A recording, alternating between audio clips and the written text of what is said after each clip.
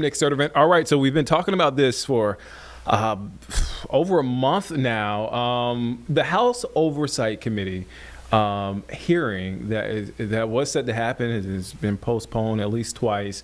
Now it's set to happen Monday. We're talking about North Carolina General Assembly. I want to read a letter that was directed to Gary McFadden, Sheriff Gary McFadden, Mecklenburg County. Just a piece of that letter. So it says, in your role as sheriff, please be prepared to discuss your office's role in ensuring public safety throughout the city of Charlotte, Mecklenburg County, including on CAT. So they actually wrote it out, Charlotte Area Transit System. Please also be prepared to discuss strategic plans, spending, DEI initiatives, and other topics as appropriate. But it's not just Mecklenburg County Sheriff Gary McFadden that's testifying. Also, Charlotte Mayor Vilaus. Correct me if I'm wrong, Julie. Am I missing somebody else too that's supposed to be? I'm actually going to pull up the list. There's a long list. So Gary McFadden, Mayor Lyles, City Manager Marcus Jones, Interim CAT CEO Brent Cagle, District Attorney Spencer Merriweather, CMPD Chief Estella Patterson, who notably was not chief at the time that this happened, just for context.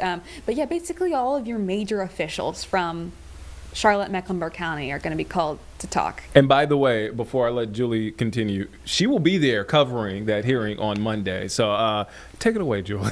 Yeah, they pushed it back twice. I was like, why do you guys have to pick the Monday after Super Bowl Sunday? I would have liked to be here to watch that, but that's okay. That's fine. That's a personal gripe that I have, but that's fine because it is very important. Yeah. And the reason, though, it's been getting pushed back is because they're trying to figure out what they can and cannot address. So this House Oversight Committee run by mostly Republicans, is going to be asking questions about public safety in Charlotte, specifically after the murder of Iryna Zarutska. And that has brought up a lot of questions about public safety on the light rail, on public transit here, safety in general in the city. That's why they called the CAT CEO to come talk. But this is a larger issue, and it's also wrapping into the fact that we still have an ongoing criminal case to deal with.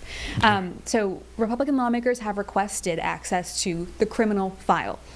However, a federal judge said essentially that's going to impede suspect Carlos Brown Jr.'s right to a fair trial potentially, because this is going to be, publicly discussing this information. Open up the can of worms, basically. Basically, yeah. Before they actually get to, figure out how that trial is even going to look, because those processes take a very long time, and it could, of course, impede people's opinions about the case.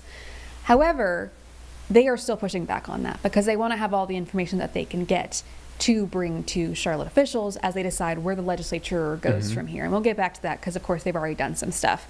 But now a district attorney says, a district judge says that they will look into this.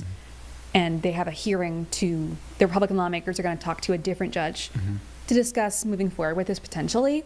But that's not going to be till after the hearing. And so Monday is going forward as is. They do not have access to those files that they want. There's still plenty to talk about. A lot of this information is already public. We've reported on quite a bit of it. I know that obviously they're going to have the sources right there. They're going to have the police chief and the mayor, people who are very involved in this process and are privy to some more information that we, the public, probably are not privy to. But it is going to impact, I think, what they are and are not allowed to say, which was going to be interesting. They're all good to go for Monday. They're going to keep going with it. It'll be interesting to see what happens because they're hearing to get access to that files on Wednesday. And so this won't end after Monday. It's kind of just the beginning. But as I mentioned, we have Iryna's Law already. And so we have already seen some decisions made from the General Assembly. Now that they're going back into a longer session, I'm curious if this hearing is a sign that maybe there's more legislation coming. Yeah, I was about to say, what do they hope to accomplish with this? Because Iryna's Law is already passed. Is it, I guess, that's my question. Why? Why? Yeah, why? Good question. And that, I think, is a question that we've seen raised by some of the people called. I mean, Sheriff Gary McFadden was in this seat last week saying, we talked to him several times because it keeps getting pushed, and Jane keeps asking him kind of again, like as a refresh, like, okay, it's been pushed. So we have plenty of sound if anybody's interested to hear what Gary McFadden I'm using wants some of to it say. today. Yes. But we've got it. One of the things that he said is, I'm not sure why essentially we were called. Of course, I'm paraphrasing, but he's like, we don't respond to 911 calls. That's not what the county that's not what the sheriff's not what they deputies do. do. Right. They have a very different role. They are, of course, more directly impacted by something like Iryna's law as someone who has to oversee the jail system here. And so I think that his questions that the questions that are directed at him are probably going to be more along that line, if I had to assume. But that's a very good point, that like he did not directly respond to this incident right after it happened. And again, DeCarlos Brown Jr. is an American citizen. He is someone who has been in the justice system before, but when we talk about Iryna's law and we're talking about some of the other law enforcement things that our legislature in the state here has done, it revolves more around immigration enforcement. Yeah. Whereas we haven't seen so much from the State House, the General Assembly, in terms of mental health resources and the lack of psychiatric beds. We have seen some of that conversation in different committees. I'm wondering if that's kind of the direction that this committee might go in terms of what can we do now. But it also might end up being, Charlotte, if they decide Charlotte's got issues, how can we cut funding to Charlotte as opposed to how can we help Charlotte? It's going to be interesting, I think, from just someone sitting there to see which direction they go in. I know, excuse me, I just tapped the mic. I spoke to some council members. I don't know if that was really loud for everyone listening. I just spoke to some council members who are, hopeful, but they're also like, yeah, we do need some help. We've made some progress, but in order to get that help, we need more funding from the state. Not less funding. Yeah, not less funding. We still don't have a state budget, and so that's a conversation that we're having hopefully soon. Which direction they go, I'm not sure. Now, another chapter in that interesting relationship between Raleigh and Charlotte. When I say Messy. Raleigh, the General Assembly and Charlotte, it's been there for a while. I guess my last question before I let you go, Julie. This is just a one-day thing, because there's a lot of people on that list set to testify, and I'm sure these are not going to be 10-minute testimonies. I'm scared, guys. It's gonna be I know what time It's gonna be all day I would thing. think, I know, right? I'm You're getting calling that. that many people over Because usually there. the lawmakers are out of there by 5. Yep. And they are supposed to, which is, and I was just chatting with council members seeing who's going, because they're not called to testify, but I know like Malcolm Graham is going to be there just listening in, especially him, someone with experience in General Assembly, right, in the General Assembly. But some other ones are like, we have a council meeting later that day. Right.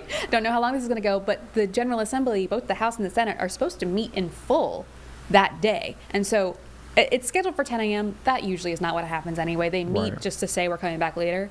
But they're supposed to get other things done that day, and so it can't be a whole day affair. And Charlotte City Council meeting, that's a 2.5-hour drive from Raleigh to Charlotte. That's a long day. And Mayor Lyles has to be there, of course, for the council meeting. Yeah. So. And Councilman Graham, if he's going to be in Raleigh. So interesting to see how it plays out. Again, Julie Kay will be there covering it. One last question, I promise, but this is more of a logistic question because it's just fascinating story. Yeah. Will we be able to see what happens live inside? Is this a public thing? Yeah. Okay. They are very good about streaming. Okay. In general, but like, of course, we'll be there with a camera. But they actually stream. The General Assembly is good about streaming these things. For the public, I just want to make sure. Yes. Yeah. So I imagine that starts at 9 a.m. Monday. I imagine we'll have a good chunk of it at least here in the Live Impact studio. They're here on our secondary streams. Yeah. It'll be up somewhere. Yep. And I'm sure Julie will give us updates. I'm just going to put it on you. I'll have a 4, lot to 5, say. and 6 on Monday. But for the preview, make sure you tune in at 4 and 5 this evening. Julie Kay, interesting story. Another twist in this story. As always. As always, covering all things politics. Julie Kay, thank you for your time. Thank you. All right, let's head to break. We'll be back here in just 2 minutes here on Live Impact News on WCNC Plus.